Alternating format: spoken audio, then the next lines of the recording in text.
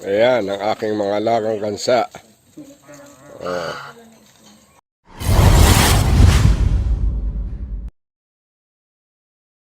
Ayan, pinapagpas natin ang kahabaan ng highway papuntang Itogo. What's up mga ka-senior at mga ka-transport?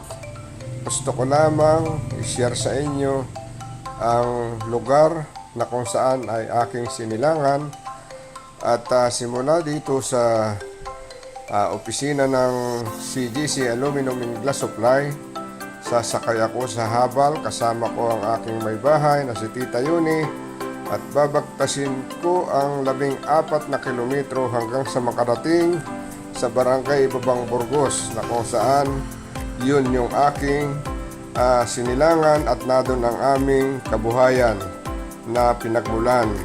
So ayan, at sa ating pagbabagtas mabadaanan natin ang mga barangay na sakop ng Gumaka, ganon din sakop ng Pitugo.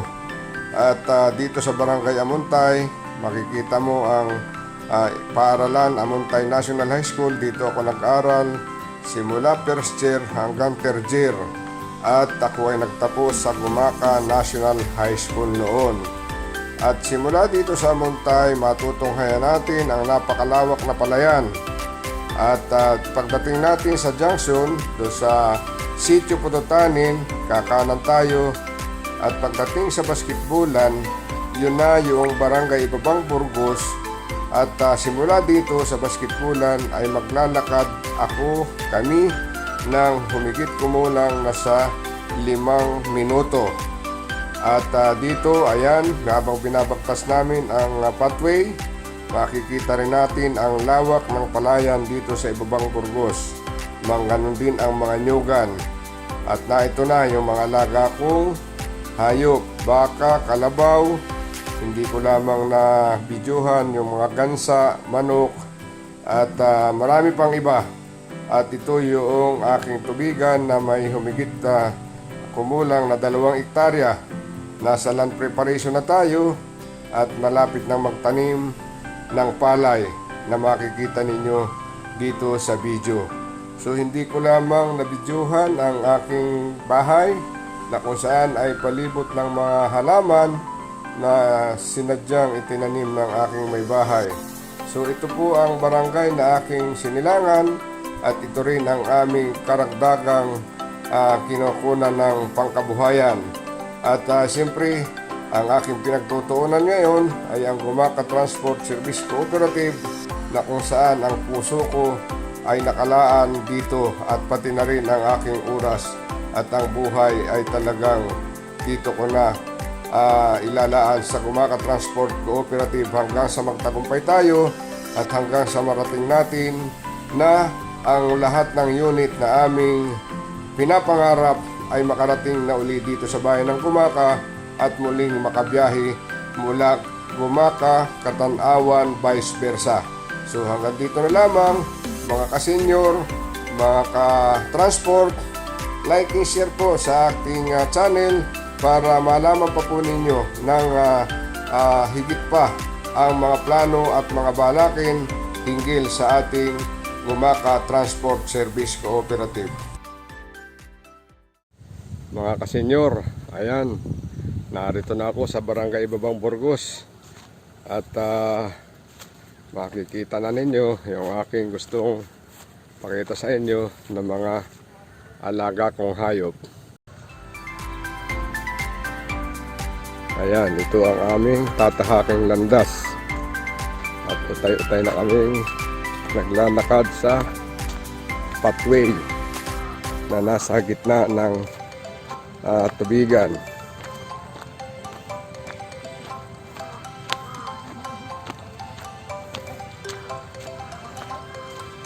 Ayan si Tita Yuni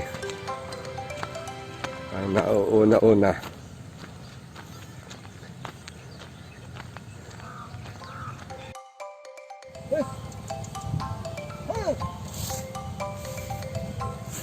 Ayan, ito yung baka na buntis ng 5 buwan. Ayan.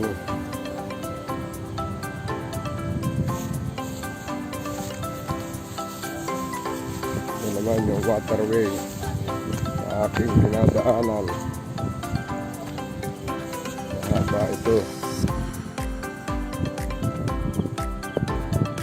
Ayan. Lalapitan naman natin yung lalaking baka. Ayan, napakalaki. Talaga namang kitang-kita ang pagkalalaki. Ito yung barako. Oh. Okay. At na ito pa yung isa, babae rin, pero hindi pa nagbubuntis. Ayan. Okay. Oh, ayan. Buntis din ito. At malapit na rin ang panganganak. Ayan mga kasenyor. Ito ang trabaho ng inyong kasenyor dito sa bukid.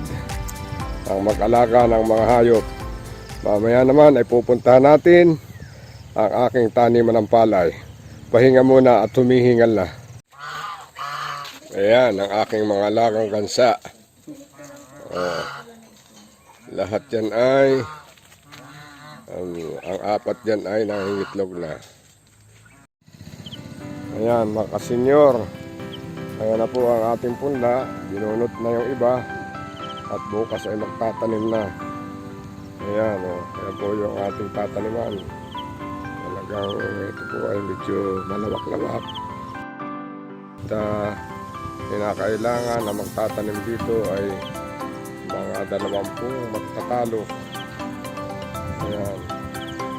Hanggang po yan sa kabila. Hanggang sa nararating ng camera. At ito na yung waterway na papunta sa malapit sa aking bahay. Ayan.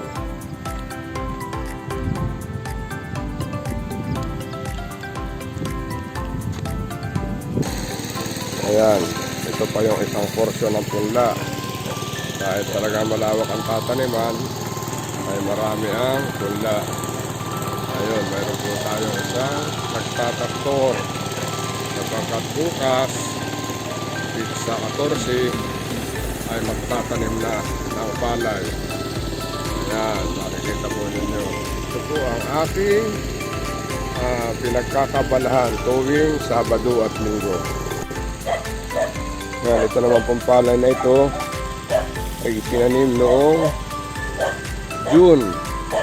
Ito yung pinag-aaralan ng mga magsasaka sa pamamagitan ng dolly. At dito po ay may mga trainer na nagtuturo. Yan, malako na po ito. Malapit nang umani. Bumunga pala. At ito naman po, makikita niyo sa merkado. Ito yung ating bilaran ng palay. Yan. Ito naman po yung aking munting tahanan dito sa aking barangay.